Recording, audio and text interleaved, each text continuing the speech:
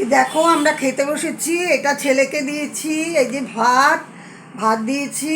আর এটা দেখো fried fish. এটা না মানে খুব সুন্দর করে করেছি।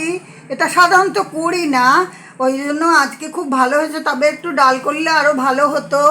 এইটা করেছি। হ্যাঁ, এটা নতুনত্ব করেছি আজকে। আর এটা কাতলা মাছের ঝোল আলু দিয়ে। সব সময় কাতলা মাছের কালিয়া ফালিয়া ওসব খাওয়া তো অত ভালো না, তাই আলু দিয়ে ঝোল করেছি। আর এইটা দেখো আমার খাবার থালা, এটাও ফ্রাইড ফিশ। আর এটা হচ্ছে পুঁই শাক দিয়ে মাছের মাথা। ছেলেকে দিইনি, ছেলে পুঁই শাক দিয়ে মাছের মাথা, পুঁই শাকের তরকারি একদম খায় না, খেতে চায় না।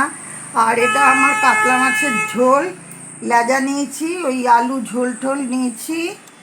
আর এই এই জিনিসটা দিয়েই বেশিরভাগ শুকনো করে ভাত মেখে খুব ভালো লাগবে। এগুলো তোমরাও করে খাবে।